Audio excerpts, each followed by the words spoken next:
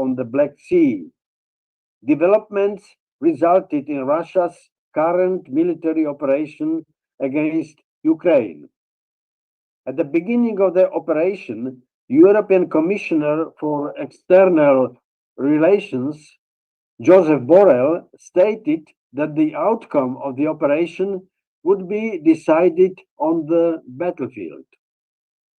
Now, as the Russian army pushes back the Ukrainian army, armed and supported by the entire NATO bloc, voices are being heard in the West that the war should at least be stopped at the negotiating table. But conditions of such negotiations mentioned in Western medias are completely unrealistic. Negotiations for peace, or at least a ceasefire in Ukraine, are encountering several obstacles, and I will try to list them.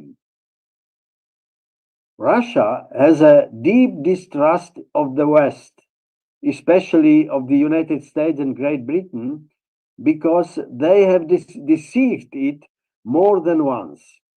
They promised Gorbachev that NATO would not expand to the east, and it is expanding. Germany, Poland, and France guaranteed the Minsk agreements of 2015, but Angela Merkel openly admitted that the Minsk agreements were only intended to buy time for Ukraine to arm itself. Similarly, in February 2014, they guaranteed the observance of the agreement between the protesters in Kiev and the Yanukovych government. When the protesters broke the agreement literally a few hours after Yanukovych had complied with the agreement, the Western guarantors did not have the moral standard to at least admit that the protesters had violated the agreement. Personally, I was most disappointed that even the current German president, Frank-Walter Steinmeier, who was also one of the guarantors, did not have the courage to admit that the agreement had been violated by the protesters. In March 2022, Russia and Ukraine initiated an agreement in Istanbul to end the war. British Prime Minister Boris Johnson immediately flew into Kiev and put pressure on President Zelensky to back out of the agreement. The weak Zelensky did so and made it impossible to end the war right from the start. Recently, Boris Johnson publicly admitted in London that the war in Ukraine is a proxy war of the West against Russia. Since then, about 500,000 Ukrainian soldiers have died. I would not want Eastern nations to die for the selfish interests of the Anglo-Saxons. Until this year, Western media continued their convinced their consumers that Ukraine would win the war against Russia because the entire West supports it. It turns out that it was pure propaganda. After all, it was clear from the beginning that Ukraine had no chance against a Russia that is 3 times larger. If NATO decided to send its soldiers to Ukraine, Slovakia would not send its soldiers. The majority of Slovaks do not consider Russia their enemy, as proven by public opinion polls conducted by American agencies. I consider the claim that if Ukraine lost, Russia would move further to the West to be propaganda. Russia does not have the strength to move further to the West. Besides, it also has historical experience. During the Cold War, The larger Soviet Union held Central Europe, but uprisings broke out against it in East Germany, Poland, Hungary, and Czechoslovakia. In the end, Gorbachev decided to let Central Europe go. Russia does not even need to control Central Europe by force. It only needs to ensure that there are no military bases against Russia. The Central European states would not want to be a battlefield between the West and Russia either. The United States seems to have deliberately escalated the situation around Russia at the end of Joe Biden's administration. But Biden is no longer mentally prepared to be able to decide on his own, even based on the analysis of his associates, such serious issues that are at stake and that could start a major world war. Current US policy seems to confirm that the United States is not ruled by an elected president, but by a kind of deep state. The United States supported the overthrow of the duly elected president in Ukraine in 2014. Now it supports President Salom Zurabishvili in Georgia, who does not want to step down to a duly elected president. Too much evidence indicates that the United States was involved in the destruction of the Nord Stream gas pipeline in the Baltic Sea. The United States, supported by Great Britain and the entire NATO, is currently the greatest destroyer of democratic order in the world. The Russian media has long been of the opinion that the Western elites have fallen intellectually and morally.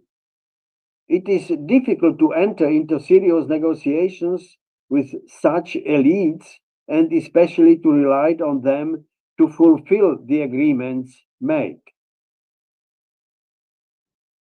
How can one have respect for Western politicians who are intellectually unable to correctly assess the strategic situation on the Ukraine battlefield, who do not have the political courage to publish the results of the investigation into the explosion on the Nord Stream gas pipeline, who adopt laws restricting freedom of speech in European Union countries, who do not dare to defy the orders of the deep state. In comparison, it comes to mind that Henry Kissinger, as Secretary of State under President Richard Nixon, secured a preferential parking space for the Soviet envoy at the State Department because parking spaces were already a problem at that time. When listening to news about the war in Ukraine, the inhabitants of Central Europe wonder why the West, especially the United States, is willing to invest so much in the war on the Ukrainian side. In 1938, France and Great Britain were not willing to side with Czechoslovakia at all against Hitler and forced Czechoslovakia to accept Hitler's terms, despite the fact that we had allied treaties with France and Great Britain. The same in September 1939 against Poland. They were only willing to start a ridiculous war against Germany. One explanation was given by US Senator Lindsey Graham. He calculated how much Ukrainian natural wealth the West could gain winning Ukraine. The second explanation is geopolitical. The West must first defeat Russia in order to attack China. But both Russia and China do know this. One more side note. All military and financial aid from the West to Ukraine is provided in the form of a loan. Ukraine would not be able to repay the loan for 100 years.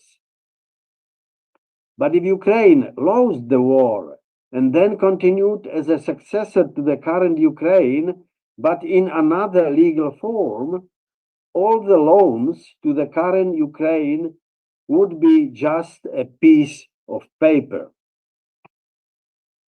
All the problems mentioned would be simplified if the West lost the war in Ukraine. Thank you very much. That was His Excellency Jan Konogurski of Slovakia, the former Prime Minister of the Slovak Republic. We're next going to hear from Ambassador Chas Freeman. He's a consummate American diplomat. He served as ambassador to Saudi Arabia from 1989 to 92, where he had to deal with the Gulf War. He served in the United States Foreign Service, State and Defense, many different capacities over many years. And we're happy to have him with us. Ladies and gentlemen, I stand before you as an American. I'm acutely aware that my country's recent behavior has cost it its moral authority and turned much of the world against it. Some American travelers now avoid ignominy by impersonating Canadians. In the American homeland, the majority seek comfort and safety in denial or cautious silence. We inhabit a world in which who says what seems to matter more than what is said. But any statement at odds with the official narrative is immediately branded as disinformation, denied a hearing, and deleted from the public record. In these circumstances, there is clearly a case to be made for self-deception and political cowardice, what might be called ostrich politique. But reality is immutably out there whether we acknowledge it or not. Saying and doing nothing does not and cannot mitigate the risks of the current global crises. But taking the initiative to do so is essential if we and our species are to survive and prosper in peace. The human species has never posed as great a danger to itself as it now does. If human-induced climate change does not make our planet uninhabitable, several nuclear wars in the making could well do so. In the bipolar world order of the Cold War, the Cuban Missile Crisis reminded everyone of the risks to human existence that a nuclear exchange would entail. After it, leaders in both Moscow and Washington resolved to avoid a war that might escalate to the nuclear level. In the latter stages of the Cold War, cooperative relations between the United States and China ruled out any thought of a nuclear exchange between the two. India and Pakistan, another nuclear dyad, showed that nuclear powers could fight without necessarily escalating to the nuclear level. But the world has changed, and the nuclear allergy that induced caution is not what it was. The humane world order that the victors of the Second World War envisaged has expired. Egregious violations of international law, invasions, genocides, territorial aggrandizements, gross violations of human rights now take place with impunity. In the unilaterally asserted rules-based orders that are succeeding international law and comity, the strong once again do what they can, while the weak suffer what they must. The adage that a nuclear war cannot be won and must never be fought has been set aside, as all 9 nuclear powers introduce new warheads and delivery vehicles and escalate their threats to each other. Caution has made nuclear war between the Russian Federation and the collective West a looming possibility. China and the United States are each readying themselves for a war over Taiwan that both recognize could go nuclear. North Korea promises to respond to attempted regime change with a nuclear attack on the United States. Israel seeks a war to eliminate Iran as a counter to its genocidal policies and territorial expansion, and does not rule out the use of its nuclear arsenal to accomplish this. The absence of effective means of communication between nuclear powers compounds the risk. Key arms control agreements have expired or been abandoned. No one seeks to replace them. There are now no functioning mechanisms for escalation control between nuclear-armed belligerents. Diplomatic dialogue between the great nuclear powers is rare or non-existent. In his 4 years as Secretary of State, Antony Blinken has not once visited Moscow. Russian Foreign Minister Lavrov was last welcomed in Washington 5 years ago. Rather than listening to each other, Washington and Beijing fruitlessly exchange combative talking points. Israel and Iran have outdone Washington, Moscow, and Beijing in demonizing and ostracizing each other.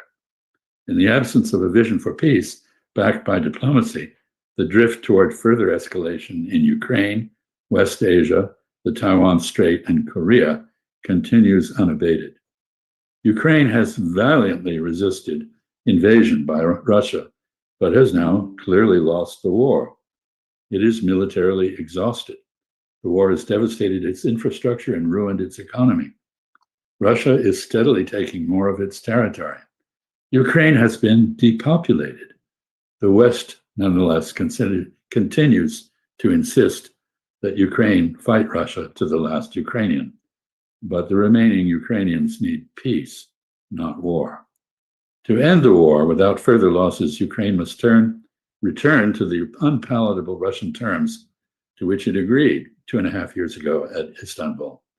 Neither the West nor Ukraine has put forward realistic alternatives. Instead, both have continuously attributed to Russia aims that it has never espoused and that it has no capability to achieve, namely conquest of all of Ukraine as a first step to the conquest of all of Europe. This is propaganda intended to bolster European support for weakening and isolating Russia, fear-mongering derived from baseless conjecture inflamed by Cold War paranoia. Moscow's terms for peace in Ukraine and Europe are no secret. They were clearly laid out in its December 2021 demand for negotiations. The Russian position was no surprise. Moscow first voiced it in 1994. But the West's refusal to talk in the face of a clear ultimatum did surprise Moscow. This sparked its so-called special military operation in Ukraine 2 months later. Russia's stated objectives in Ukraine are, first, denazification and demilitarization, an end to the persecution of Russians and other minorities in Ukraine, and an end to security threats to Russia emanating from Ukraine. Second, the restoration of Ukraine to the neutral, non-aligned status in which it was born. And third, negotiations with the United States and others to craft a European security architecture that can reassure both Russia and the West. The first two objectives parallel the provisions of the Austrian State Treaty of 1955. This ended the occupation of that rump part of the former Third Reich by British, French, Soviet, and US forces. It created an independent, neutral Austrian state in which the linguistic and cultural rights of minorities were internationally guaranteed. It provided a solid basis for today's prosperous Austrian democracy. It set a precedent on which a neutral, independent, and democratic Ukraine could yet be built. Such a Ukraine would be both a buffer and a bridge between Russia and the rest of Europe. The EU accession process could cure many of Ukraine's current ills, among them its notorious corruption. Of note, Russia has never objected to the idea of Ukraine joining the European Union. The Partnership for Peace, which Russia joined in June 1994, has the potential to become a cooperative security system for Europe backed by NATO. European history prior to the Cold War demonstrates that without Russian participation in the management of peace and security, Europe cannot be stable.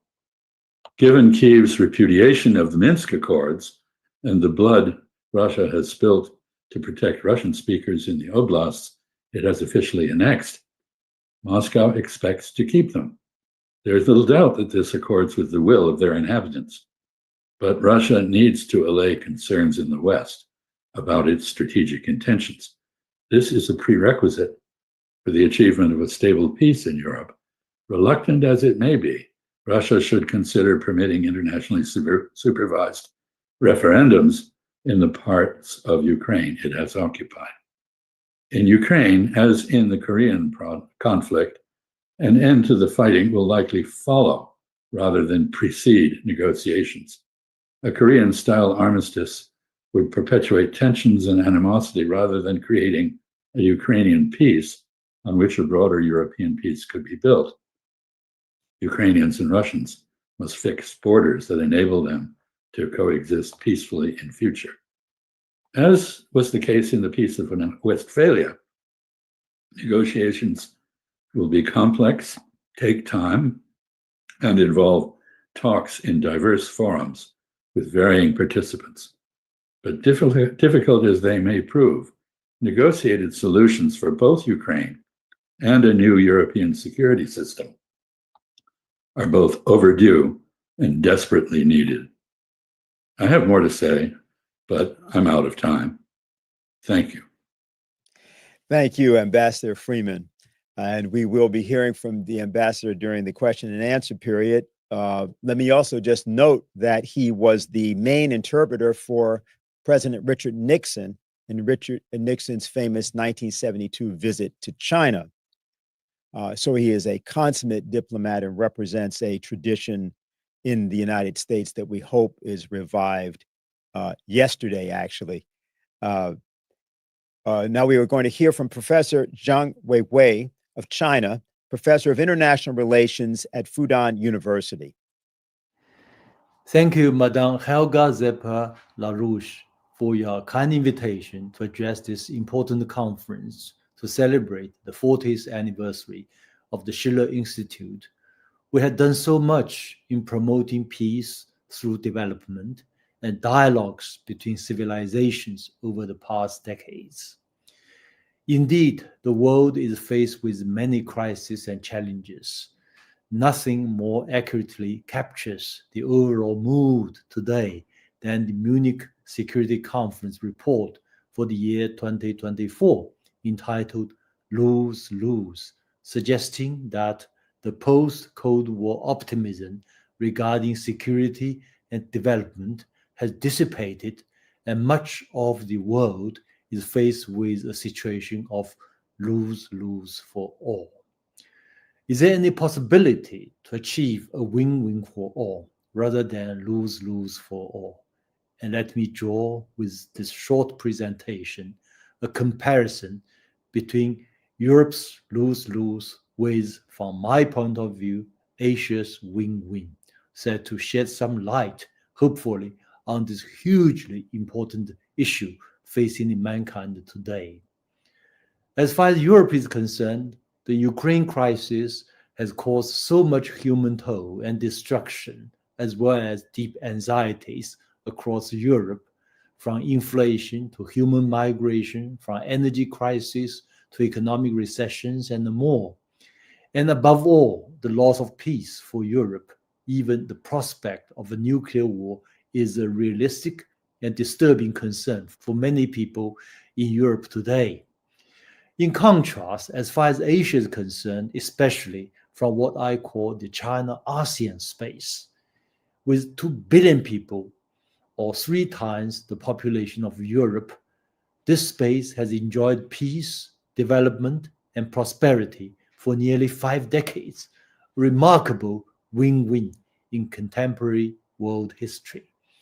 Facing lose-lose scenarios in much of Europe today, one cannot but ask, at least from a Chinese perspective, a simple and honest question: what the China and ASEAN or China-ASEAN space has done right, and by extrapolation, where Europe may have gone wrong, and they draw some lessons for the world as a whole. To my mind, this space, ASEAN, China, their win-win is attributable to what I call 3+1, or 3 structures plus 1 key factor, namely a development structure, a political security structure, and a cultural civilizational structure, and 1 factor, the China factor. Let me start with the development structure.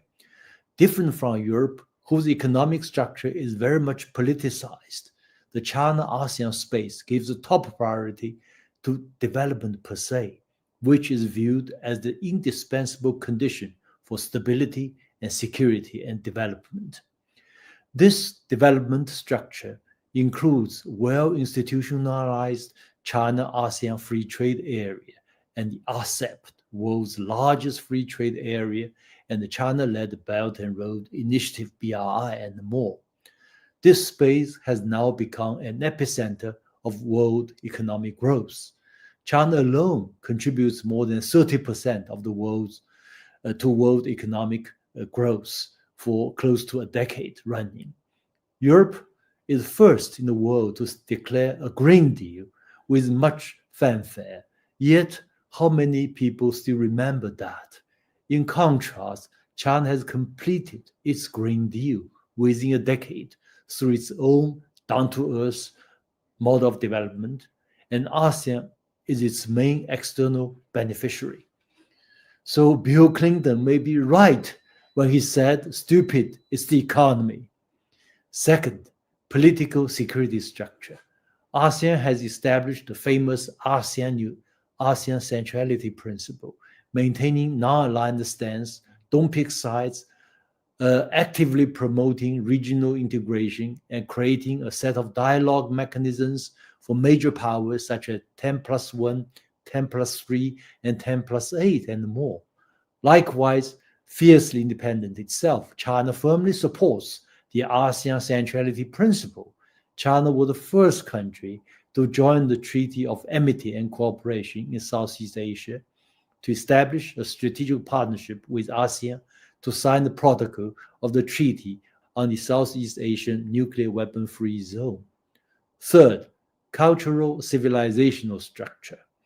China and ASEAN are both committed to building the China-ASEAN community of shared destiny, with emphasis on cultural and civilizational exchanges and on what's called the ASEAN or Asian wisdom, including strategic patience, negotiated solution to territorial and other disputes, role of informal diplomacy, 2 steps forward, 1 step back, adherence to the 5 principles of peaceful coexistence, mutual respect for territorial integrity and sovereignty, and non-aggression, non-interference in each other's internal affairs, equality and mutual benefit, and peaceful coexistence. And this region, Asia plus ASEAN, China plus ASEAN, reject categorically the so-called liberal hegemony or NATO's expansion into Asia in whatever form.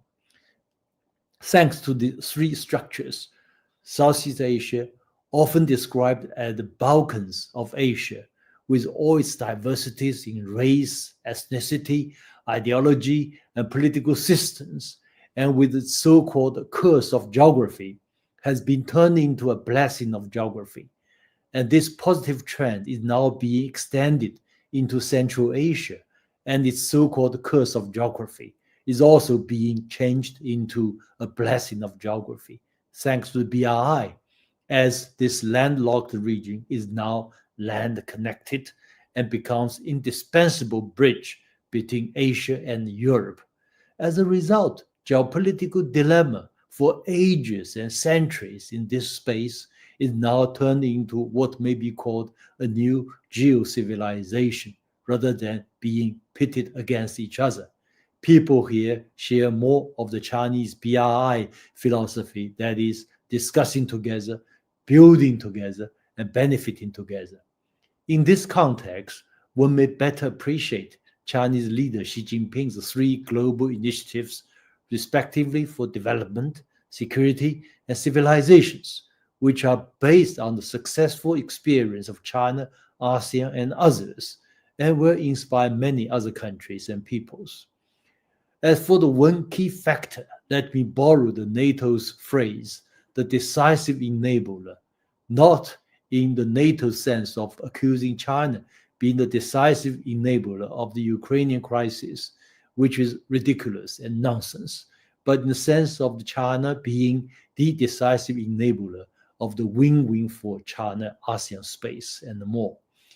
Here, I want to make a quick comparison between China and the United States, and their different way of thinking and behavior as big powers.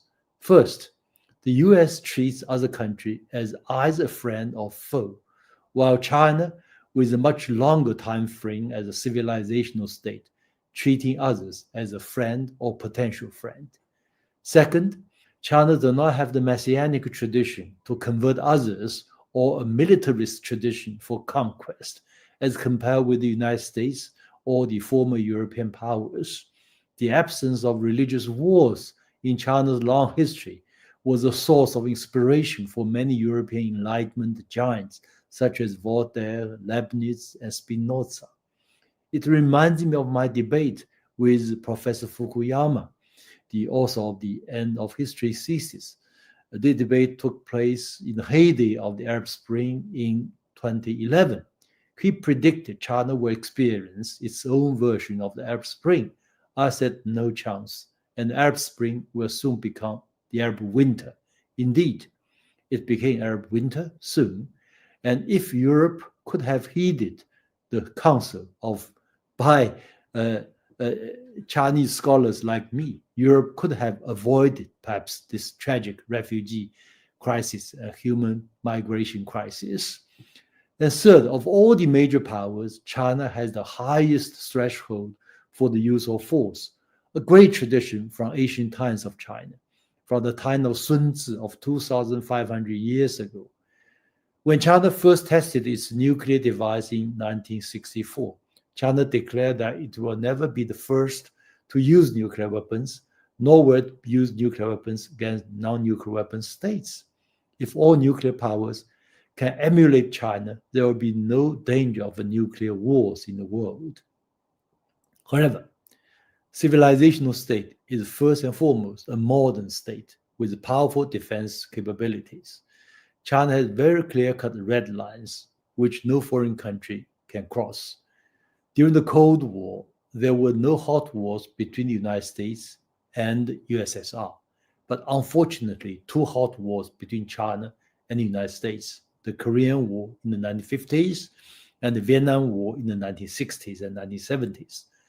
Not long ago, China testified its ICBM as a stern warning against those trigger-happy warmongers.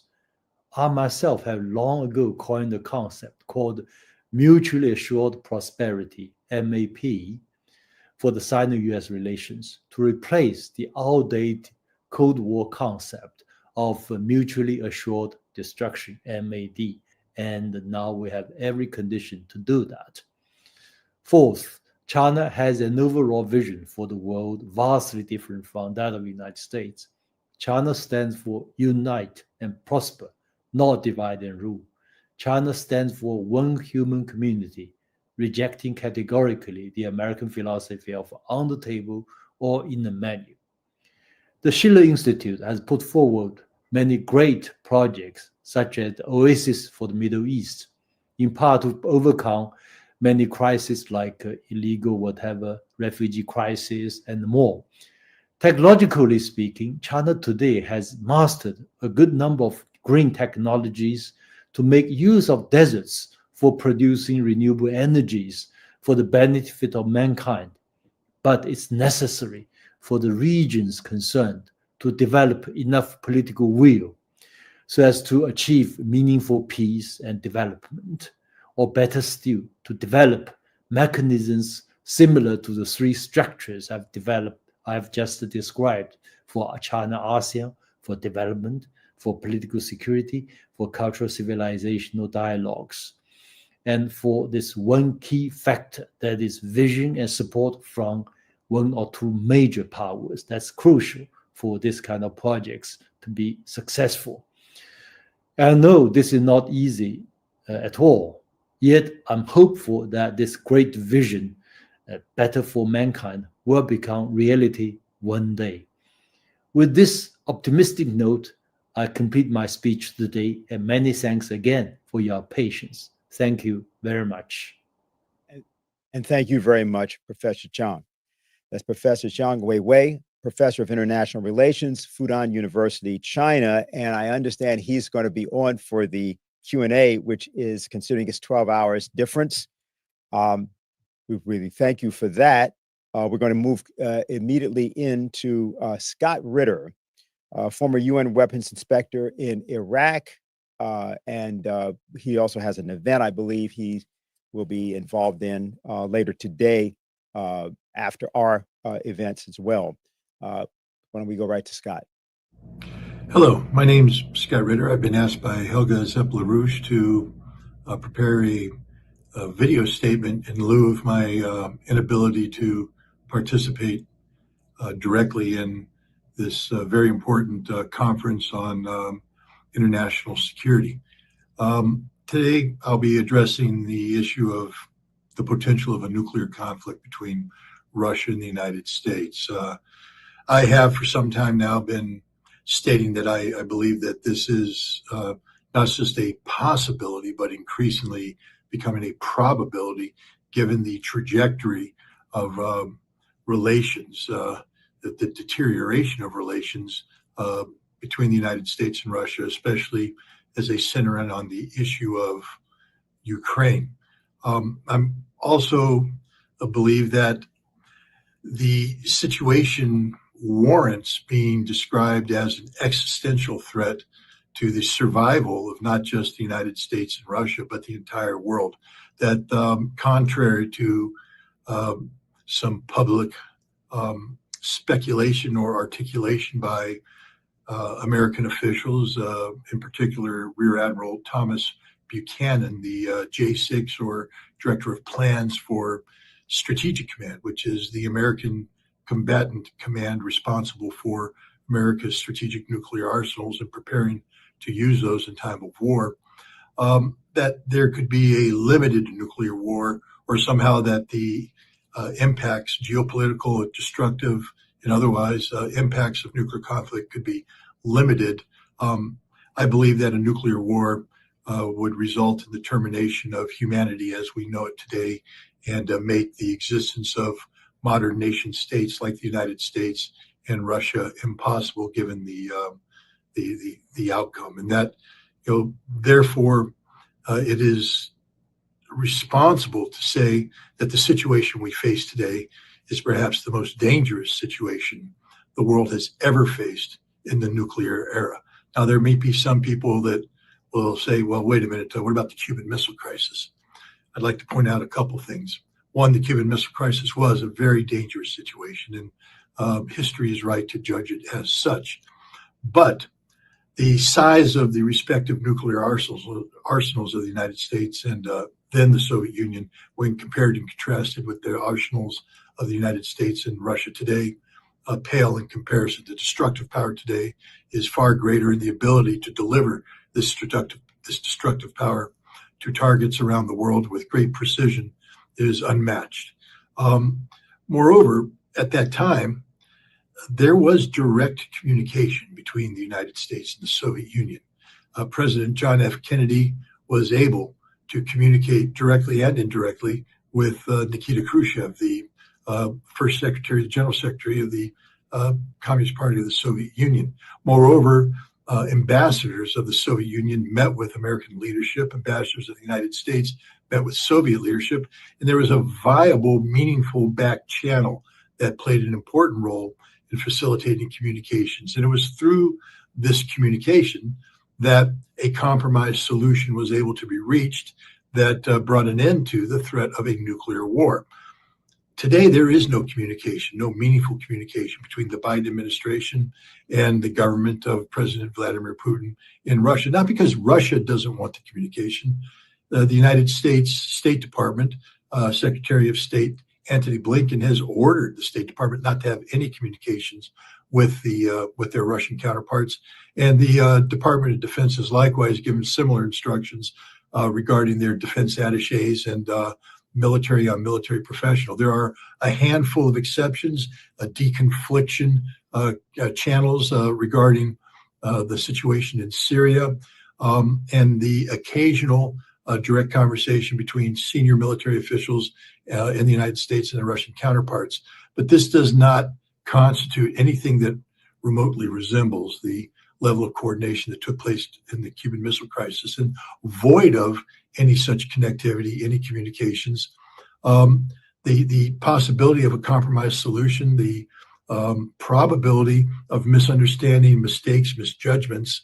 One is diminished, that is a solution, and the other one is increased exponentially, that of a mistake, misjudgment, or otherwise just getting it wrong. And when you get it wrong, when you're talking about nuclear war, you're talking about the end of the world. And we have a situation today where the United States, the behavior of the United States, when coupled with a stated strategic objective of achieving the strategic defeat of Russia, that remains the official policy objective of the United States vis-a-vis Russia, especially when it comes to Ukraine. Strategic defeat, these words have meaning. This means the collapse of the Russian government. This means the collapse of the Russian economy. This means the collapse of Russian society. This means the dismemberment of Russia. This means that Russia no longer exists as a unified state that is currently manifest in the form of the Russian Federation.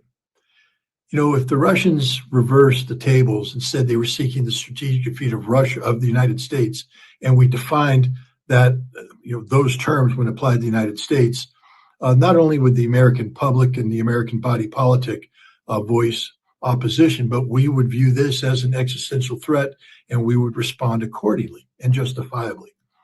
Russia has likewise said that this is unacceptable. Then you marry this with a situation where the United States is engaged in direct combat operations against Russia. We do this indirectly using a Ukrainian proxy, but the weapon, the ATACMS artillery rocket system, is a weapon that cannot be used by Ukraine without A, the permission of the United States, and B, extensive interaction between United States military professionals and the weapon system prior to its being used by Ukraine to fire against targets on Russian soil, particularly targets on Russian soil as defined by the pre-2014 borders of Russia and Ukraine. Russia views this as, a direct attack, as literally a declaration of war. Now, the foreign minister of Russia, Sergei Lavrov, has softened this rhetoric. In a recent interview with Tucker Carlson, he has said that the Russians don't view this as a direct war between Russia and the United States, but rather a proxy conflict. But prior to that, it had been spoken of by the Russian president and others as indicating the United States had become a direct party to the conflict between Russia and Ukraine. When you combine that fact with the policy of the strategic defeat of Russia and the statements by Rear Admiral Thomas Buchanan, the director of plans for Strategic Command, where he had in a recent speech delivered before the International Institute of Strategic Studies in Washington, D.C., articulated the preparation of the Biden administration to engage in nuclear conflict with Russia, where the United States would prevail, meaning to win a war. One can understand that the Russians would have to respond in a manner which indicated that their strategic deterrent is now in play. That means that their nuclear weapons are now on the table. Indeed, Russia recently altered its nuclear doctrine to lower the threshold for use of nuclear weapons. One of the conditions that would give a green light for the release of Russian nuclear weapons is a scenario where a nuclear power provides a non-nuclear power the ability to strike Russia conventionally in a way that threatened its existential survival. Many people believe that the current American policy of allowing Ukraine to use ATACMS missiles against Russia falls into this. Definitely the Kremlin does. Dmitry Peskov, the Kremlin spokesperson, has said words to that effect. So here we are in a very dangerous situation where the behavior of the United States in Ukraine against Russia has raised the real possibility, indeed probability, of a nuclear conflict. The good news is we know what the problem is and how to solve this problem. The problem, of course, is the use of ATACMS missile by Ukraine against Russia. If you remove that from the table, you have eliminated the escalatory aspects of American involvement in Ukraine that could draw in Russia's nuclear weapons. We would have de-escalated this conflict. Instead, by continuing to use ATACMS, we've created the conditions where there are escalatory factors in play. Russia, for instance, making a decision to use the Oreshnik intermediate range missile in combat, the first time in the history of the world that a weapon system of this character, a strategic weapon system, has been used in combat. Fortunately, it was a non-nuclear payload, but the bottom line is we have crossed yet another threshold, one that Russia has indicated will be crossed again if they are called upon to respond to additional attacks by Ukraine using American-provided and American-facilitated ATACMS missiles.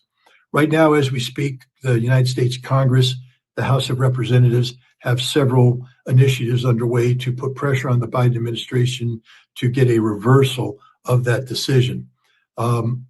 While I applaud this action, the reality is, given where we are in the calendar, well into December, with very few, only 2 weeks left in the congressional term, a new Congress coming in early January, it's unlikely that anything other than raising awareness of the situation can be accomplished.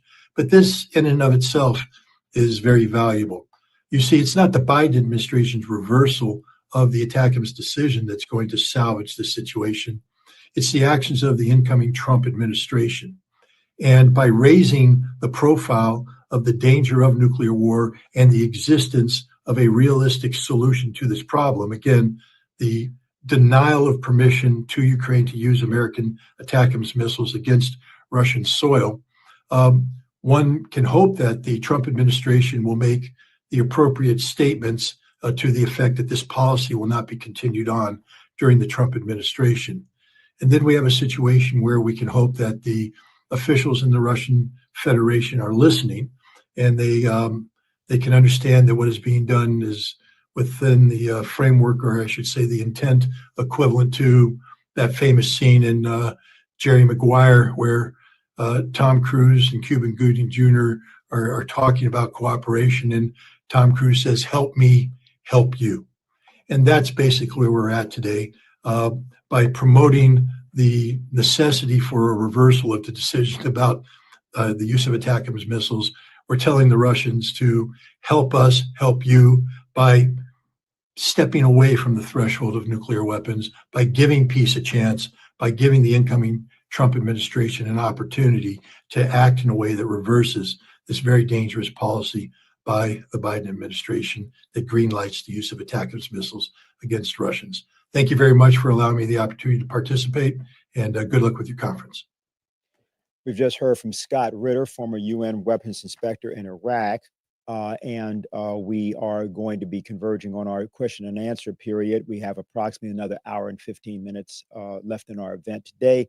The next speaker is actually with, or will be with, Scott Ritter this afternoon in Washington, D.C. at the National Press Club.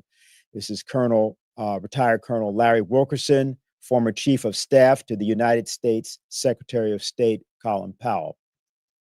Welcome, Larry. Good to be with you, and especially good to have heard three people, two of whom I count as good friends, and a third, Professor Wang, who essentially reminded me of my conversations almost 22 years ago with a gentleman who is now the Foreign Minister Plenipotentiary of China, Wang Yi. Chaz gave us an eloquent disquisition in wonderfully diplomatic terms, sometimes getting a little bit harsh, but diplomats have to do that too, of the empire's perfidy, of the crimes, of the lackings, of the, for example, what I said recently on another podcast, the worst Secretary of State since Thomas Jefferson. And since the individual to whom I was saying that knew a little bit about our history, he said, that's all of them. Absolutely, that's all of them. Tony Blinken is a despicable, reprehensible representative of an already sinking, despicable, and reprehensible in many of its actions empire. And the rest of the Biden administration is right there with him. I also listen to what the Chinese speaker said, the professor, because I mostly agree with him, and I agree in a very geopolitical sense. Even if we could invent a word above that, I would use it. Historical sense is not all encompassing, but what we are seeing right now is another colossal movement of the center of focus, the center of economic might, the center of financial transactions, you name it, the center of life, human life on this earth, back to where it was 3,000 years ago, 2,000 years ago, 1,500 years ago. Central Asia with a fountain in China feeding that vivacity, that trade, that commerce, and so forth. And what we're seeing at the other end of the spectrum, unbeknown to them because they're too stupid historically to understand this, but what we're seeing is their intuitive notion of this colossal shift in power in all its dimensions back to the east, as it were, and away from the west. And they're fighting it tooth and nail. And here's why I am deeply concerned about this sort of cataclysmic global struggle, because that's what it is. We are, as I've said in many other places, on many other occasions, the only empire in human history, all of it. Whether you do 50,000 years, 5,000 years, 3,000 years, it's inconsequential. To have invented the technological means to destroy ourselves, literally overnight. And the nation right now on the face of this earth, most apt to bring us to that threshold of destruction is America. Fighting this inevitable trend of human life, if you will, vivacity, commerce, all those adjectives and nouns that describe power, shifting back to the east. It's inevitable. It is inexorable. It is happening. It is going to happen further. Base Road Initiative is a vein almost in that pumping heart. We're looking at, in that respect, in the, I love that term, the China-ASEAN community, probably 35% of the world. And we're looking at incredible combined GDPs, probably north of $100 trillion all told. That's a huge force to be fighting, and we shouldn't be fighting it. But why are we fighting it? As I said, we don't like it at all, and we don't have any people who know enough about human history, let alone the recent history of their own country and the constitutional fabric that was developed for it, to do anything but fight it and to fight it in any way they know how. And we're embarked upon putting a president in the office again who is quintessentially a not know how type of individual, and who apparently is assembling a whole cabinet full of people who are just as opposed as the current administration or more to this colossal change in global power.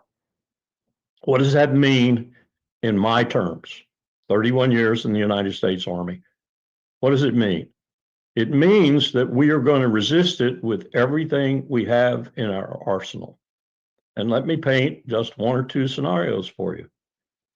They could start in Ukraine, or they could start, as many have spoken about quite frequently, in the South China Sea.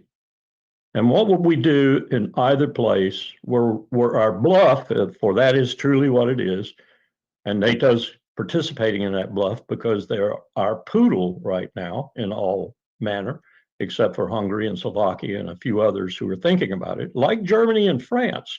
Look at their political situations right now. I predicted this 6 months ago. I said they would be falling apart. They are falling apart. And they are the central European powers, other than Turkey, to NATO.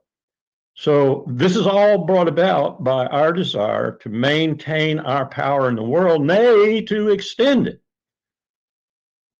What will happen when either one of these scenarios looks as if the bluff is over and we decide that we need to do what we need to do, which will be probably in the South China Sea, defend Taiwan in a conventional way, or in Europe, perhaps go even further than we have already in participating in the Ukraine conflict. And our bluff is called. I don't think Putin, I don't think Xi, either one of them is inclined to use nuclear weapons. But if we get into conventional conflict, this is my deep concern. We are so broken right now, conventionally. We peaked with the first Gulf War in 1990-91. We peaked. We peaked technologically. We peaked ammunition stores wise. We peaked maintenance wise. We peaked equipment wise. We peaked personnel wise. You name it, we peaked. That's a lot of years ago. Ever since, we've been going downhill, and our military right now conventionally couldn't beat Iran, let alone Russia, battle-hardened Russia, or Russia-China together. And let me just take the South China Sea scenario. Let's say that we decided for some reason, whether China moved on Taiwan with force or whatever, I don't even think it would take that under certain circumstances to have Taiwan convinced that it is now a part of China. Maybe a telephone call would be all it would take. And if we protested that and we actually got into some sort of shooting war in the South China Sea, what would evolve was what my Marines used to call the battle between the shark and the whale, or the shark and the elephant. They had different analogies, the whale and the elephant or whatever. Shark and the elephant was the most potent one, I think. And what they meant by that simply was that we would fight the war to attrit each other's air forces and navies, 30, 35, 40%. That's a couple of 100,000 casualties on both sides. Americans haven't seen those kind of casualties in their life. What would happen when that was done, when the navies were attrited, the air forces were attrited, and no one in the military of the United States would contemplate landing on China into the belly of the elephant, 2, 4, 6 million troops available at beck and call. And China would not want to come to sea to fight the shark.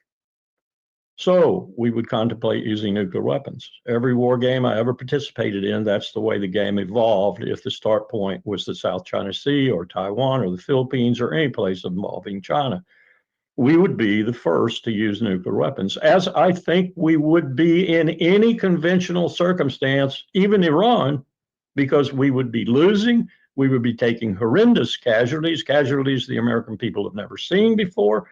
And what that would mean essentially is we would turn to nuclear weapons. And as Scott implied, and as I will say again this afternoon at the National Press Club, and I'm sure Scott and the other interlocutors will too, that's the end of the human race. Thank you.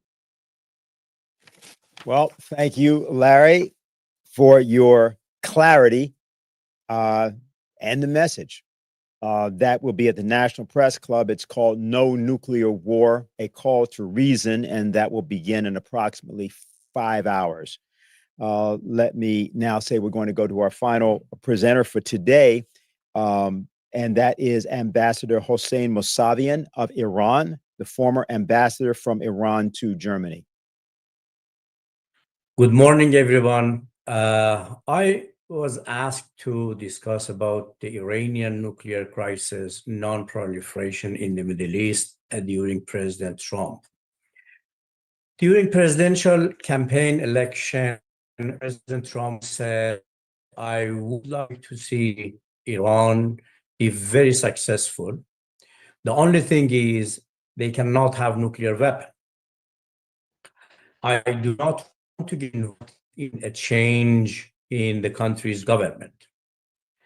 He did not mention other disputed issues with Iran, such as regional issues during his presidential campaign election.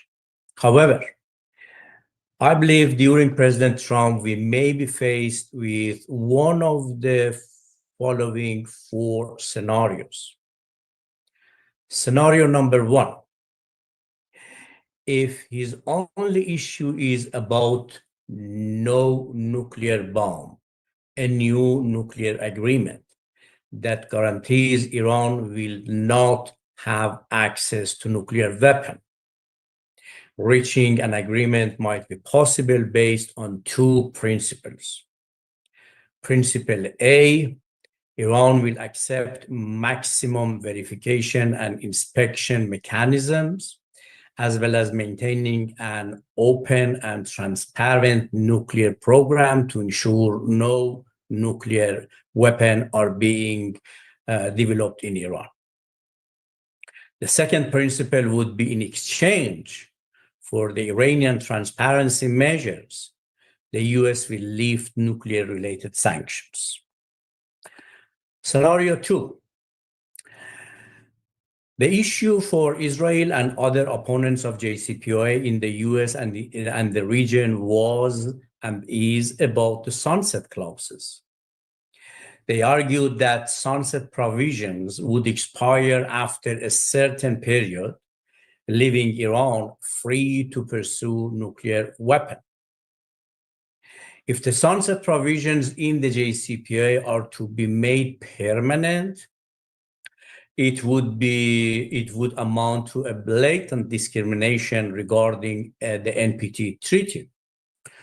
For a certain period, Iran may voluntarily undertake some measures even beyond NPT to build confidence as confidence-building measures. But Iran will not accept being subjected to permanent blatant discrimination compared to the other members of Non-Proliferation Treaty, NPT. However, there is a solution for this. To address this issue, the core principle of JCPOA, the Iran nuclear deal, could be regionalized, making key sunset provisions such as uranium enrichment below 5% or no reprocessing, making them permanent. Considering the fact that the Saudi Arabia is also negotiating with the US to have full fuel cycle and enrichment, regionalizing the Iranian nuclear deal JCPOA's principle would ensure a maximum verification across the entire region on the nuclear program. Additionally, limitations like enrichment below 5% or no reprocessing would serve as the best objective guarantees against nuclear weapon development in the whole region, not only Iran, the whole region. Scenario C. Recently, I heard from a well-known Republican official familiar with the Iranian nuclear crisis, nuclear issue, that what Trump and Netanyahu mean is for Iran to cease enrichment activities altogether, entirely. If such a scenario is proposed by President Trump, it would essentially be a return to square one, and no negotiation would yield results. However, again, I believe there is a solution for this scenario. The idea of a multilateral enrichment consortium, similar to Europe's Urenco, but within the Persian Gulf or even the Middle East. In 2005, when I was member of Iranian nuclear negotiation team, I proposed this idea in an interview with Itartas, the Russian news agency. However, I was criticized by the high-level Iranian authorities that time. After JCPOA agreed, Princeton University nuclear scientists, they published an article suggesting this initiative to regionalize a multilateral enrichment and to regionalize the JCPOA, the principles of JCPOA as the best objective guarantees to have no nuclear weapon, and also a big step toward a Middle East free from all weapons of mass destruction. I have proposed this idea in my book, A Middle East Free from Weapons of Mass Destruction, published in 2020. Scenario D. Trump might not only bring up the nuclear issue, but also the regional issues.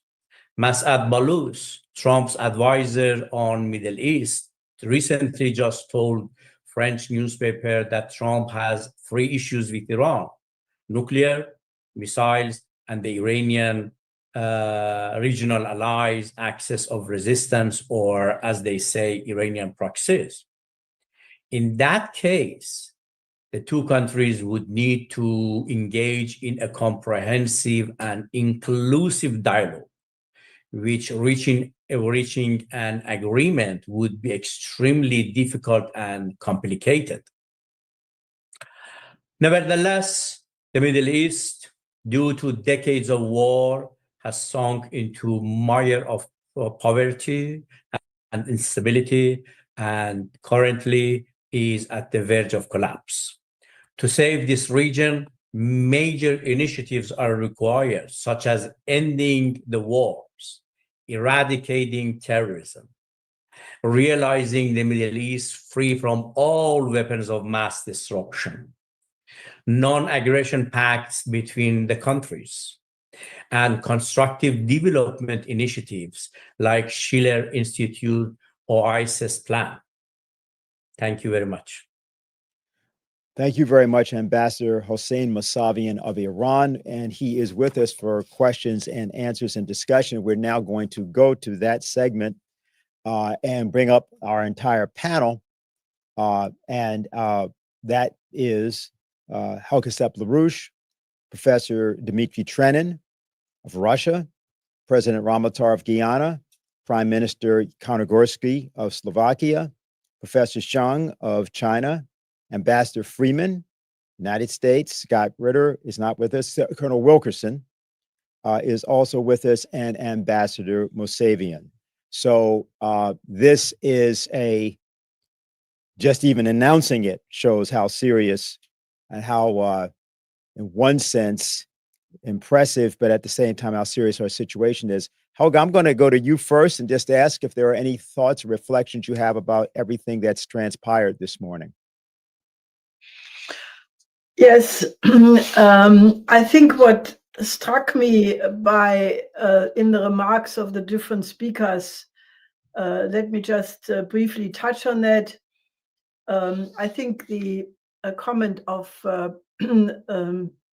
Trenin that the West should learn the lesson from the collapse of the Soviet Union, I think I understood him correctly, that he referred to the non-emphasis on infrastructure and other civil economic questions. And if you look at the United States and Europe, that is the driving problem, that this neglect, which is also undermining even the military capability, but it's also the reason why these countries are so hysterical.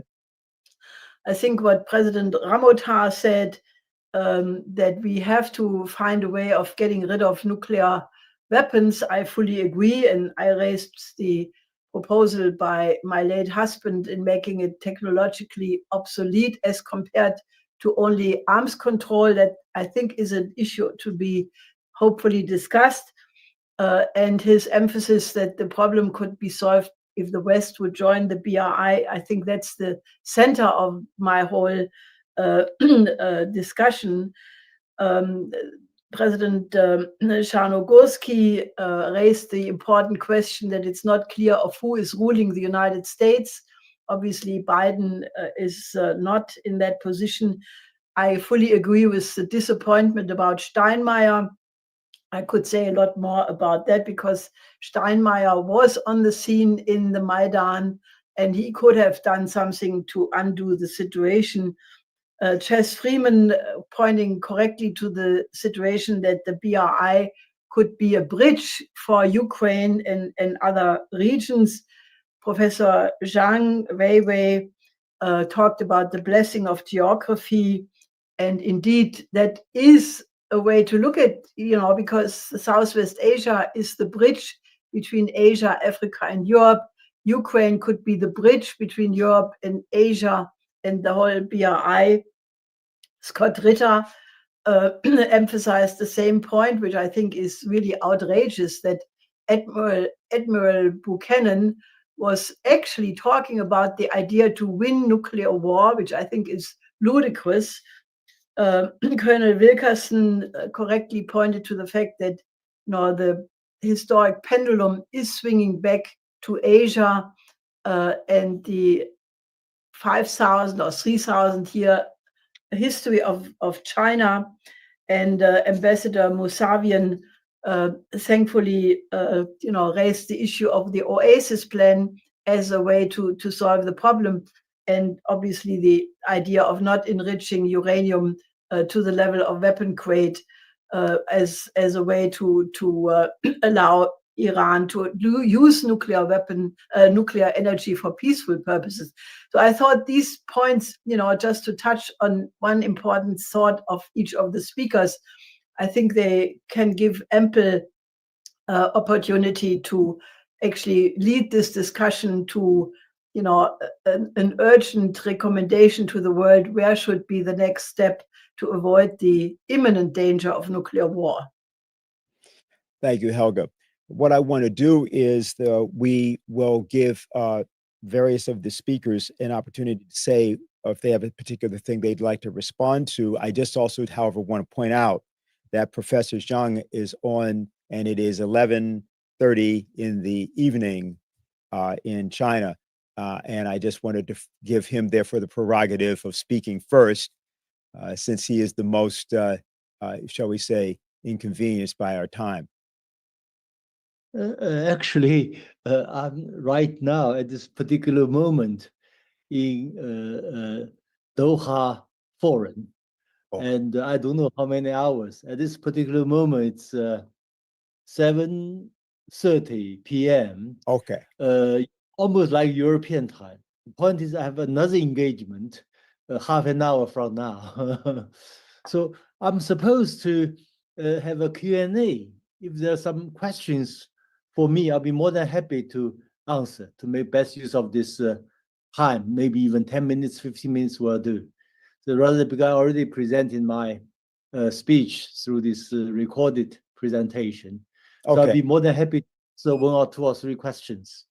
Fine. Let me just therefore do the following. We have several questions, and I actually want to say to people who are writing questions and submitting questions, it's a pretty much virtually impossible situation to get to everybody. And I would ask that if there is a question you want to direct to a specific individual, please indicate that. Perhaps we can pass these questions on for various answers. Helga, before I go to the few of the many questions that we've received, is there anything that you'd like to say to our Chinese associate before I go right to the questions? Go right to the question. All right. The first question we have is from Belarus. Dear panelists, I am Pavel Shidlovsky, Chief of Mission of the Embassy of Belarus in the United States. As you are probably aware, foreign ministers of Belarus and Russia have recently put forward an initiative to develop the Eurasian Charter of Diversity and Multipolarity in the 21st century. The common vision of the charter has been posted on the websites of the respective ministries. Initiators of the charter see it as a non-confrontational document, not directed at anyone, which will lay down the concept and principles of fair security for all states of the Eurasian continent. My question for you is, do you think that this charter, or even the interstate process to develop it, will help to diffuse the current global crisis and pull the world away from the abyss? Thank you. Okay. Okay. This is a very, very good question. Actually, I have not yet read this particular text he mentioned between Russia and Belarus. Yet I've been to Russia 3 times this year. I went to attend several forums. So I think at least China, Russia, and Belarus share many similarities on the whole idea of how to develop this whole Eurasian continent. Actually, from our point of view, the very existence of NATO and this proxy war somehow, in Ukraine, in many ways is attempt by the United States, by the Biden administration to, as people say with regard to NATO, keep America in, keep Russia out, keep Germany down. And furthermore, keep this Eurasian integration impossible. Yeah. So the United States or these particular liberals hate most Europe, Russia, Central Asia, China, and even Southeast Asia more united. As I said in my speech, Chinese philosophy is unite and prosper, not divide and rule. And if you look at China's BRI, Belt and Road Initiative, and also Russia's this Eurasian space, economic space, we share a lot. That's why we support each other. China supports Russia's idea, Russia supports Chinese idea, and there are a lot of cooperation and engagement. The idea is this whole Eurasian continent should be the land of peace, development, and prosperity.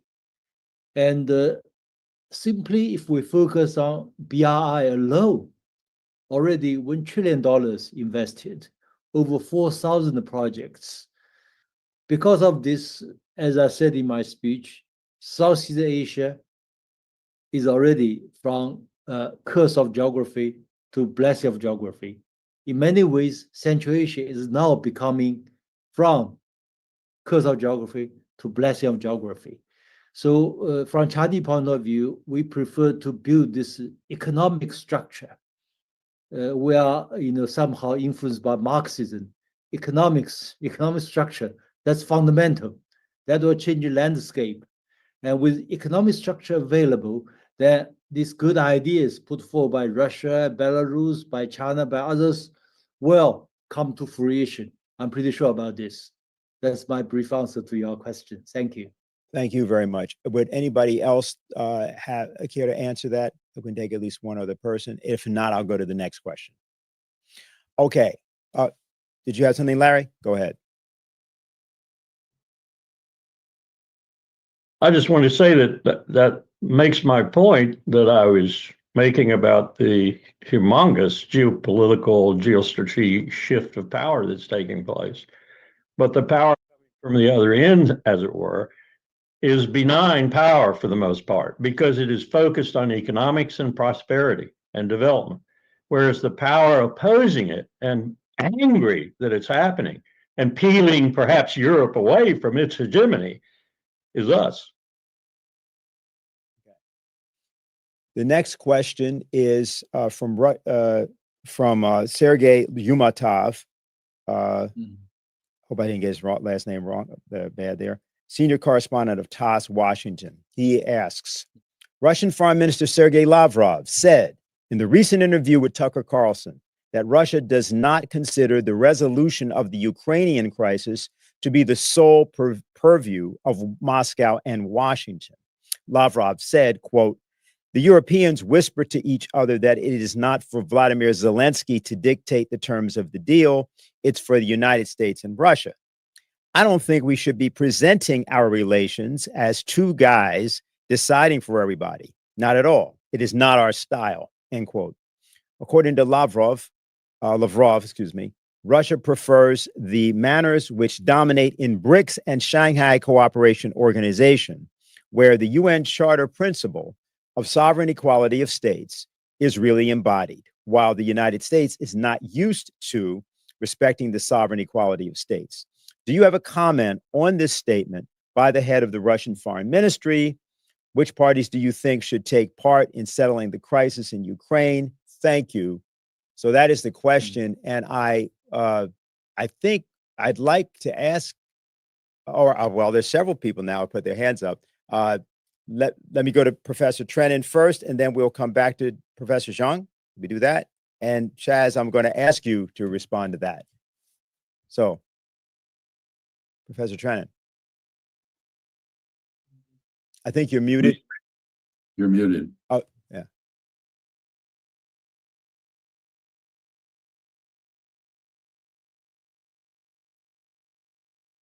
Still muted. Okay. Thank you very much for this question. I think that there are diplomatic ways of answering the question, and let's say more pragmatic, more, let's say, realistic ways. In Russia, what's happening in Ukraine is seen, and I think this is pretty widely seen, as a proxy war between the United States and the combined West on the one hand, and Russia on the other hand. Ukraine, in that sense, is an instrument that the West is using to defeat Russia, or to at least do as much harm as possible to Russia.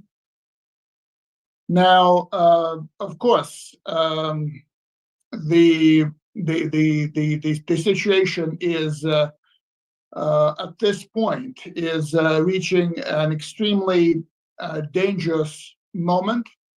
And I think that the use of ATACMS and the changes in the Russian nuclear doctrine and the combat test of the Oreshnik missile actually are taking us pretty close to the brink of a nuclear catastrophe. So the first thing on the order, first issue on the agenda should be to walk back from the brink of a nuclear catastrophe. And I think this has been said during the discussion, and I would support that the most important point at this time is to step back from provoking Russia, because there's certainly an analogy that can be drawn between what's happened between the U.S. / Western policy in the Ukraine crisis and the game of the Russian roulette. Only that famed revolver is armed with a nuclear weapon.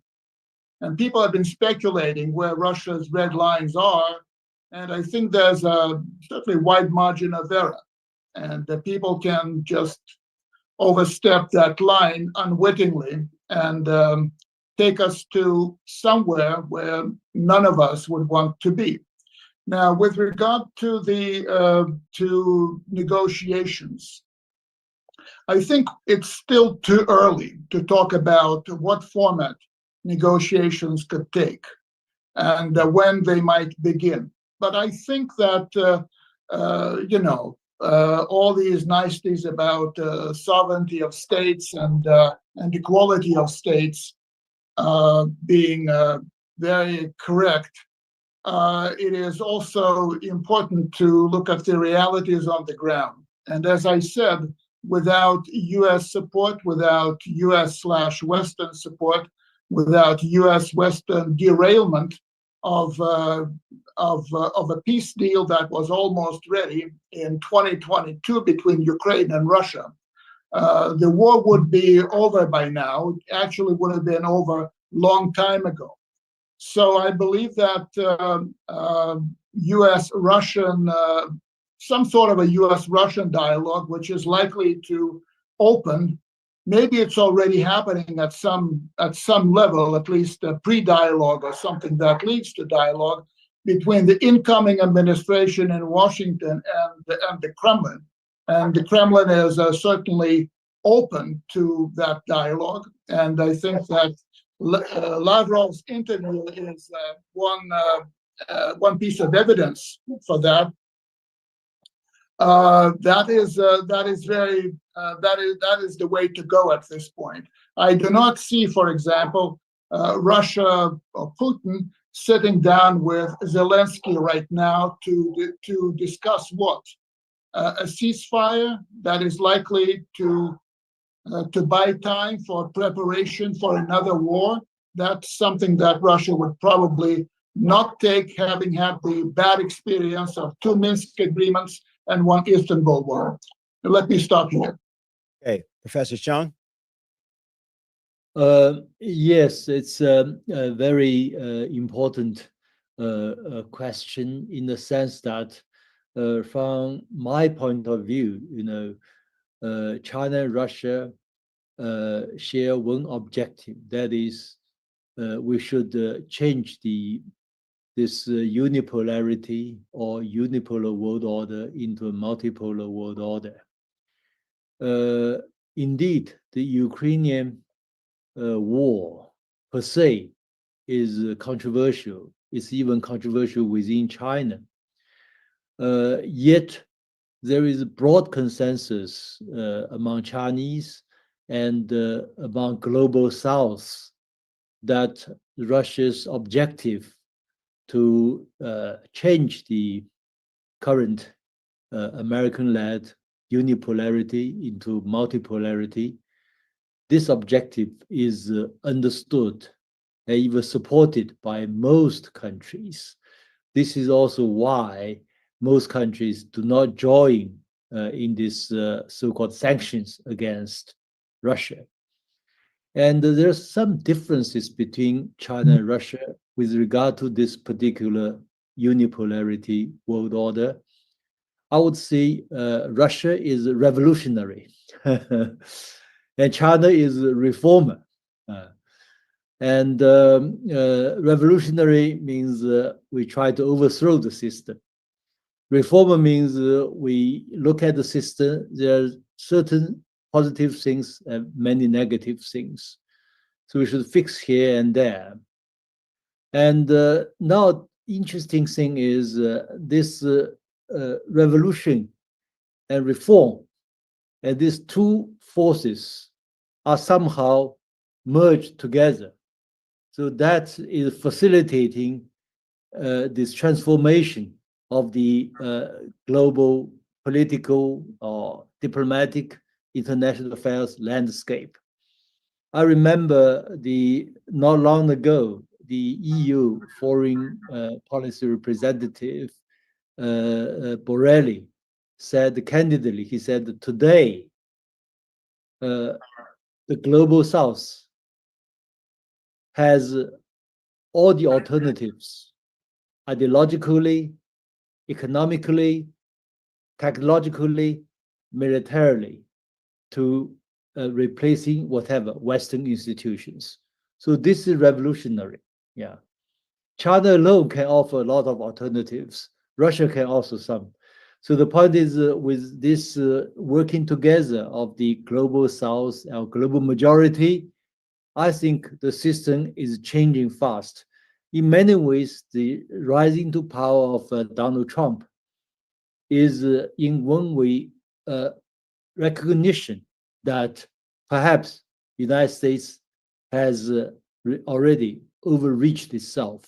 It's really hurting the fundamental interest of the United States.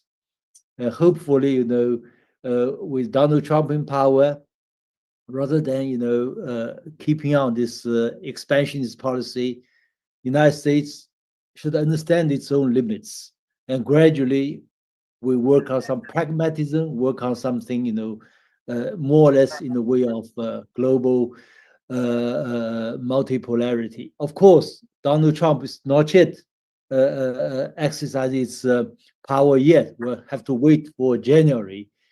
But I think Chairman Mao said famously a long time ago, he said, we like to deal with the rightists in the United States. Old story. Thank you. All right, we'll go to Ambassador Freeman, who has some experience in that field and also may have a view of the issue of Ukraine itself. I think you're muted. Yes. Very good. I've listened very carefully as best I could. I'm in the midst of a family reunion, but many important points have been made. I think there's a clear recognition of the danger of nuclear escalation, and that is a beginning. And I'd like to answer the question in three stages. First, dealing with the question, do we recognize the problem? Second, what are the tactical steps that might lead to escalation or reverse it? And third, what is the strategic objective? I think there's been enough said about the danger of nuclear escalation that I don't need to go on to speak more.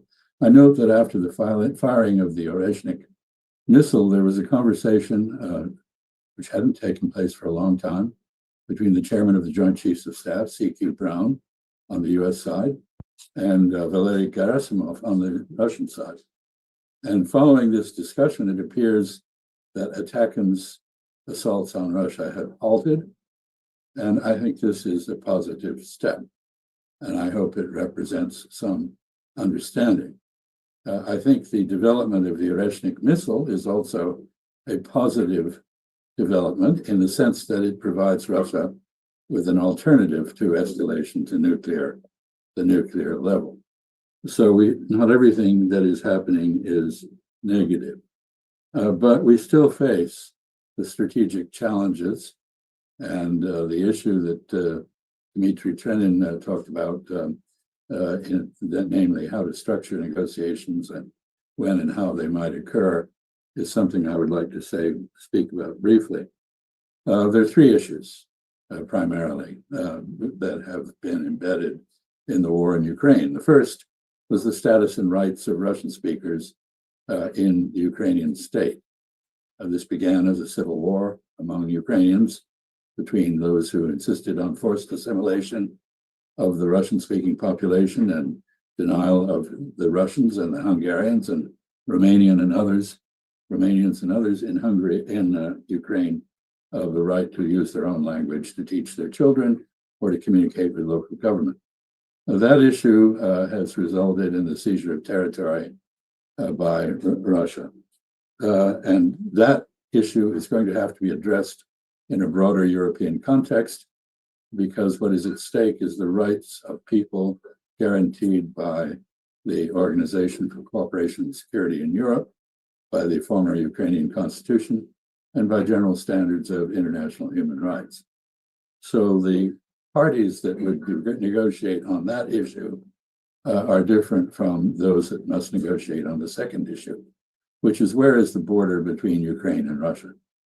That can be settled only by Ukrainians and Russians. And maybe others will give advice, but there has to be a bilateral discussion, which is at the moment impossible, as many people have pointed out, in large measure because of Ukrainian barriers to negotiation. The third issue, and by far the most important in my mind, is the issue of Eurasian or European security architecture.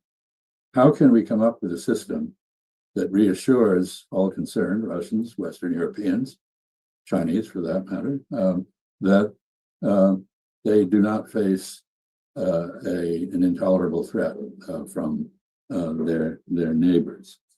This is a negotiation that's going to have to take place between the United States and Russia in the first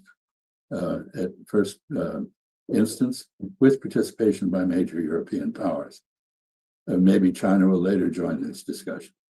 But we need to come up with a cooperative security system that can manage security in Europe.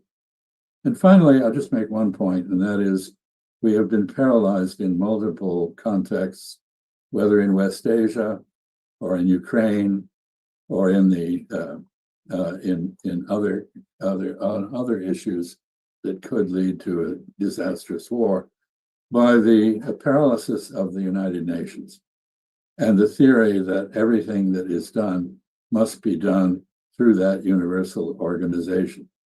But there is nothing in international law or practice to prevent the ad hoc making of rules between willing partners, willing coalitions. And the BRICS grouping represents a grouping which can begin to take on a rules-making function between its members, not imposing those rules on anyone else. And here I come back to something I think Dmitry referred to, namely that in the New World Order, the importance of regional coalitions and geographic places is rising. And I think we don't need to wait to deal with all of the problems, to deal with some of them. And I would invite ad hoc coalitions to begin to do that. And hopefully we can build on that to come at last to some broader understanding among the participants in all these conflicts. Thank you. Ambassador Freeman. Helga? I think you're... I would like to No, you're okay. I would like to address Professor Zhang before you are leaving, and that is that in my view, the only comprehensive approach to the strategic situation has actually been formulated by President Xi Jinping, who has formulated this conception of the shared community of the one humanity, and that actually fulfills the requirement I had mentioned earlier, that you have to think about the one humanity as being of a higher order than the many being the nations, and that the three initiatives of Xi Jinping, the global security, development, and civilizational initiatives together, actually represent, in my view, the kind of framework which equals what happened in the Peace of Westphalia, where the warring parties were actually coming to the conclusion that they had to end the war by first coming up with principles, the principles being, that any peace order has to be in the interest of the other, all others, or else there will be no peace, and that in foreign policy, hatred has to be replaced with what you would call ren in Chinese, or agape in the Western civilization. And I think that kind of a principled agreement, and this is a little bit different than what Chess you have just proposed with your ad hoc regional approach. I think one needs to put the three initiatives on the strategic agenda, because unless you address the existential danger to all of humanity, which is the nuclear extinction, I do not think that you can solve all the regional problems, because the whole conflict is driven by this geopolitical fight between collapsing empire of the West and a rising China and the global South on the other side. So I would strongly make the point that one needs to have an approach to put the three initiatives on the strategic agenda as a starting point. And what do you think about that? Yes, I agree with you, Helga. I think it's important to see these three global initiatives put forward by Chinese leader Xi Jinping as something very serious. And this afternoon, which means 3 hours ago in Doha, Russian Foreign Minister Lavrov had a dialogue with a reporter here, and we were present. And he made a point. He said among the good-willed countries like China, Brazil, and others, they have raised very interesting proposals on resolving Ukrainian crisis. All these are very well intentioned, but there's one thing missing in all these proposals. That is Xi Jinping's initiative on global security, in which Xi Jinping mentioned it's necessary to take on the root cause of the global conflicts. So he said if these proposals from different friendly countries can contain this element, Russia will be very happy to embrace it. Roughly, that's his message he conveyed. In other words, these ideas put forward by Xi Jinping have been supported by the what we have seen in China and ASEAN, these three structures, and also it has perhaps broad implications. Before I leave, I want to mention two facts to elaborate what China can contribute to this so-called grant or projects put forward by the Schiller Institute.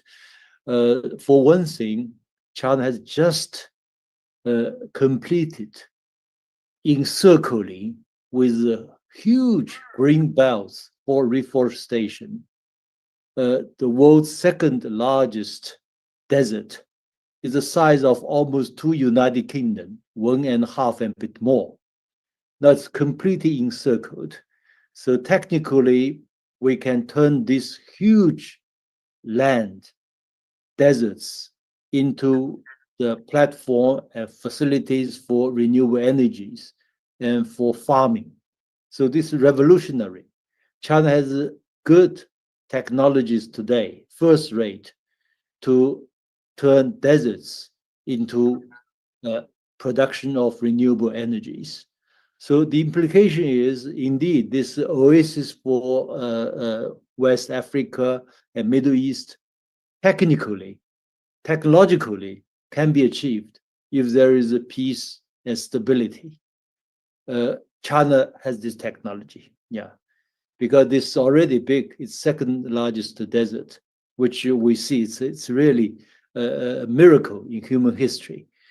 The second is in Europe, a lot of talk about so-called Green Deal, 5 years, 6 years, 10 years back.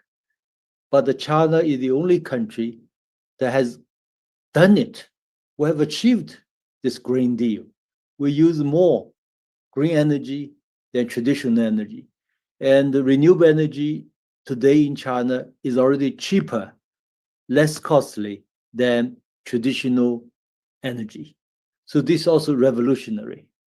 And this can also help a lot of global South countries.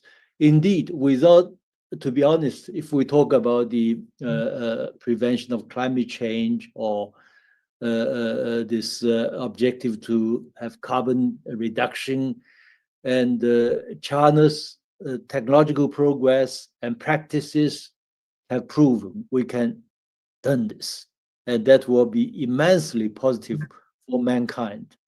So I think these facts will be very encouraging for this whole discussion on big and grand projects for mankind.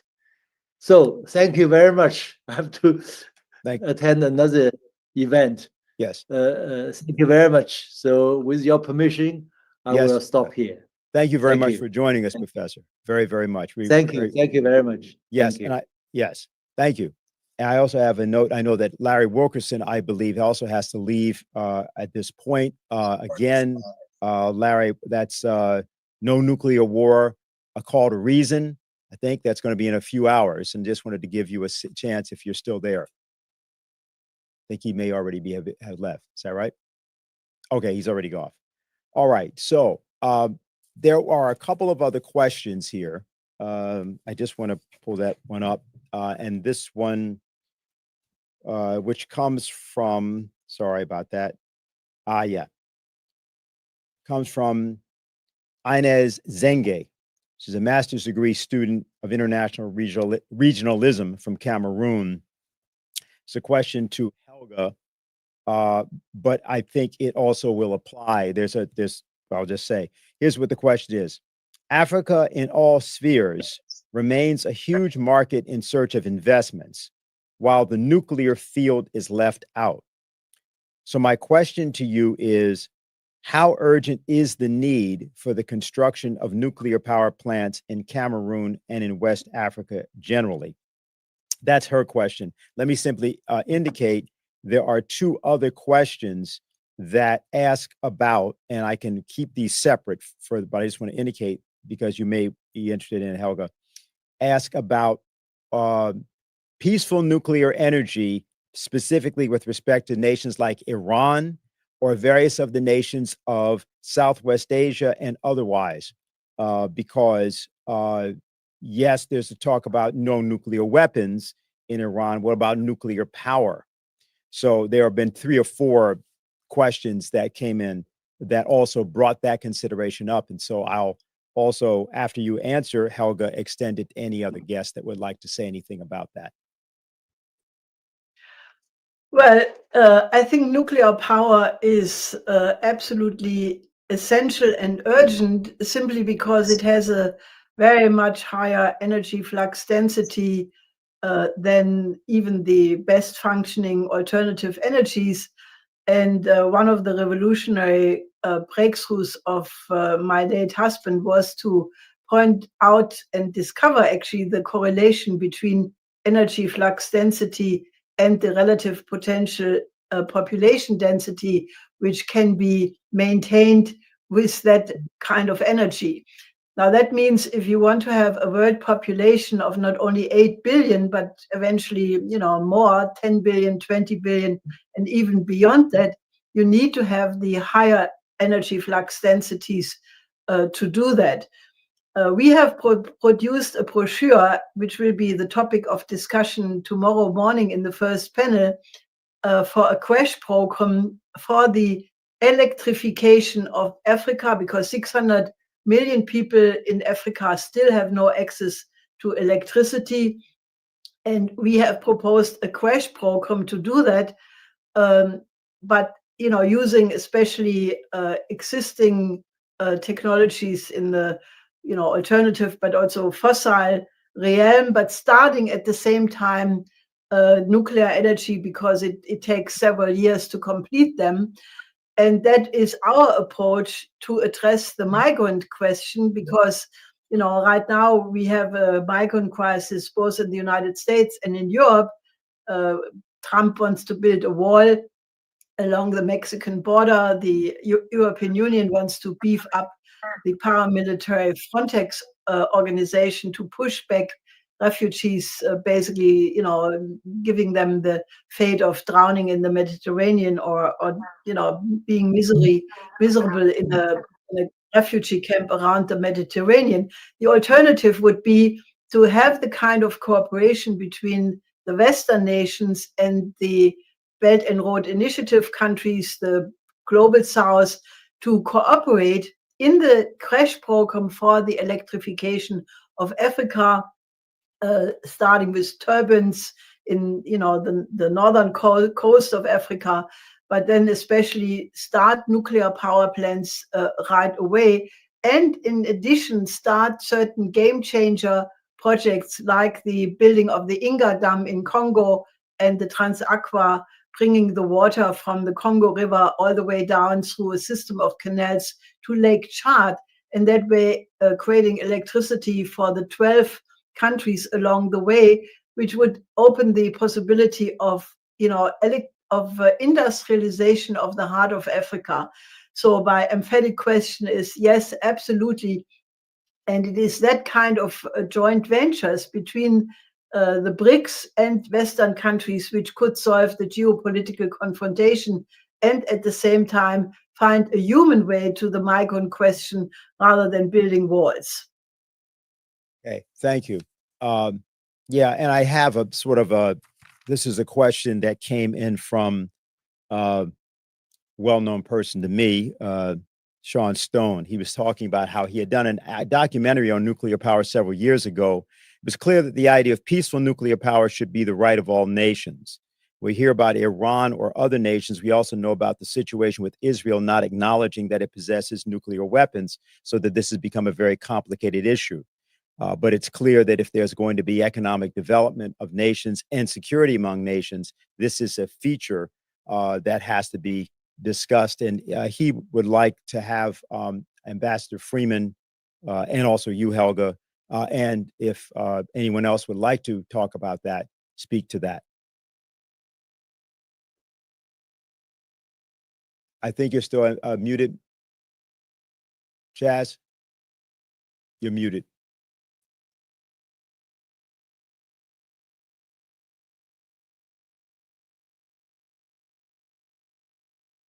We're not hearing you. What's that? Is that on our end? Not muted. I hear Can you him. hear me? You can. Yes. All right. All right. I think the issue of nuclear nonproliferation has become once again a major issue. I note that I listened carefully to Ambassador Mousavian and his discussion of the Iranian issue. One thing that I think needs to be acknowledged is that the Iranian nuclear crisis began with an American effort to force Iran out of a multilateral reprocessing agreement in France. The issue of how to provide fuel in a safe way to countries that need nuclear power remains unresolved. As for the nuclear issues in West Asia, I do not see an answer to them unless and until Israel acknowledges that it has nuclear weapons and is prepared to deal with that fact on a reciprocal basis with others. It is, I think, a minor miracle that others have not gone nuclear following Israel so far. But this is only a matter of time, especially given the threats that Israel poses to Iran, the state of Turkish relations with Israel, and the collapse of warmth in between Israel and Egypt and other members of the Arab world. So I myself note that in China, Professor Zhang has left now, but I believe there are 55 nuclear reactors under construction, another 70 planned. This is a major part of the effort to address the issue of the energy revolution and to avoid the use of fossil fuels, as well as to reduce dependence on imports of fuel. So that is my comment. Thank you. Thank you. Helga, you have anything that you'd like to add? Okay. No, but I think that the question of the use of peaceful nuclear energy is something which can be absolutely worked out if there is a general agreement to uplift civilization, out of this present danger. So I can only say that what China is doing in Russia and also Japan, India, but even Japan is going back to nuclear energy. So I think it's definitely something which will be resolved in the near future. All right. What I think we better do, because we are way over on time already, is, and I want to say this to anybody that has questions, that submitted questions, please direct them to particular individuals on the panel. We will forward these questions, and some of them may be able to be answered in the course of the other panels that are upcoming. I wanted to, however, give the people who are with us an opportunity to say something, both in the way of closing remarks or respond to anything that you've heard that you haven't had a chance to respond to. Let me simply ask a couple. Let me ask first whether Prime Minister Kanakorsky might have something to say. Anything that you'd like at this point to express? I think you're muted. Excuse me.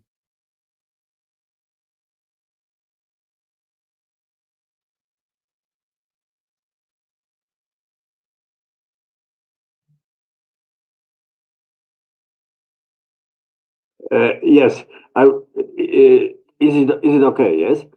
I would like to say that the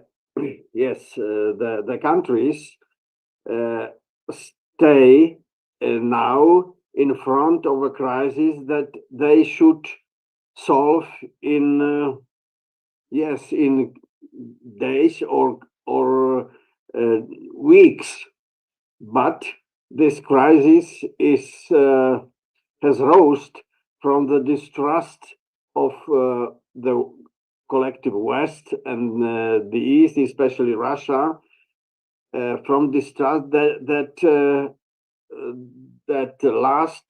last decades of years, and to overcome the distrust that was created in decades of years, in days, maybe weeks, it would need a dramatic gesture of some side, and such dramatic gesture I don't see.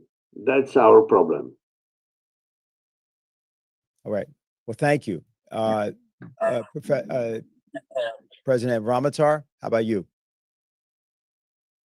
Just very quickly, some point. I think some of the things we have to deal with has to be on the question of principle in some ways.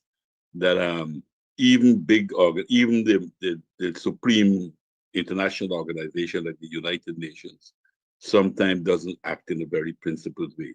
We see, for instance, they have said nothing at all about how Kosovo was ripped away from Serbia and turned into a military base for the United States. But Russia is condemned, even though they had a big referendum in Crimea and in the other Russian-speaking parts of the Ukraine, where Russia took the very clear position to be on the side of the law and order and had a referendum done in all of these places based on the principles of the rights of nations to self-determination. And yet Russia is being condemned. And nothing is being said about the right of Russia to have security. And that is this war in Ukraine, why it is so tragic in my view, that it was totally avoidable. And I think that look at this lady, Albanese, in the rapporteur for human rights, who takes a very brave and principled position, not based on any power, not accepting any pressure. I'm sure she came under a lot of pressure, but she took a very principled position. And this is a quality international public servant that we need to have in all the areas. Look at how the International Criminal Court has procrastinated to issue a warrant against Netanyahu, and how quickly they did in Putin to try to issue an order on Putin, when all Putin was trying to do was to move children out of harm's way. And they have issued an arrest warrant for him. But Netanyahu, who has killed more than 100,000 people already in Gaza and in the West Bank, they procrastinated for a year before it became embarrassed, so embarrassed that they had to issue an arrest warrant for him. So I think there's a subjective aspect of it where our international public servants must act in a more principled and bold way. That is because they are in a position that can really affect a lot of what is taking place in the world. The other thing I would like to say, that one of the failure of us, all of us who have similar ideas for war, peace, and so on and so forth, is our inability to get our views over to masses of people in a big way. The control of the media by the Western powers is admirable in a way, but it is being used in such a devastating way that to have a lot of almost international mind control, the controlling of the information and controlling of the forming of people's ideas, and that I believe is a big thing in allowing them to get away and to even seems to be correct and put in many of their positions. So I believe that that's another area we have to study. How can we get some of these facts and some of our other views, our own analysis and viewpoints over? I know that they're trying a lot on YouTube and so forth now, but I still don't think that we can compete with the corporate media, which still dominates the spreading of news and ideas around the world. That would be my quick comment for the time being. Thank you, President Ramatar. Ambassador Freeman? I was just sending you a message that I have to beg off. I very much appreciate being part of this conference. I commend the Schiller Institute for convening it. I think the time has come for action.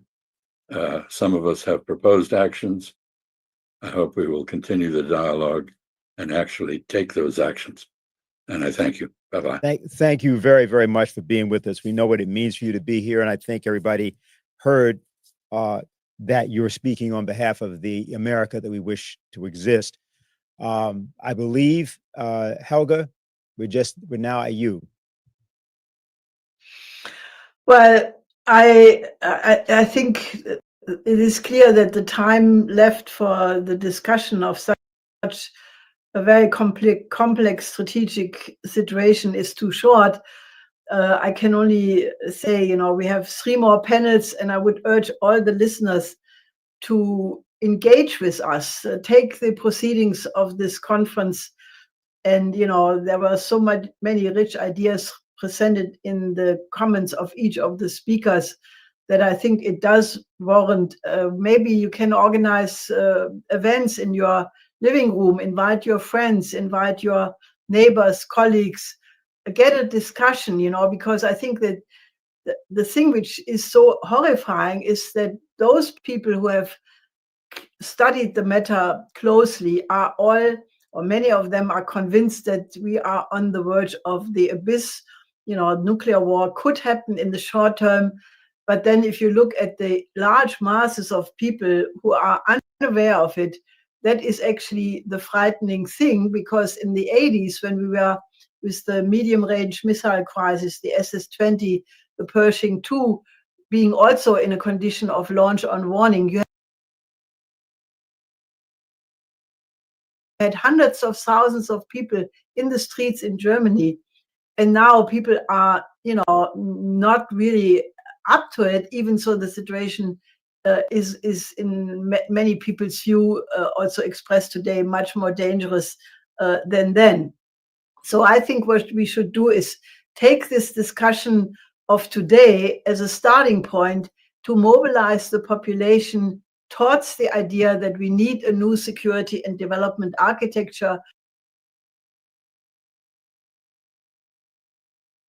Chinese proposals of the 3 initiatives is one approach.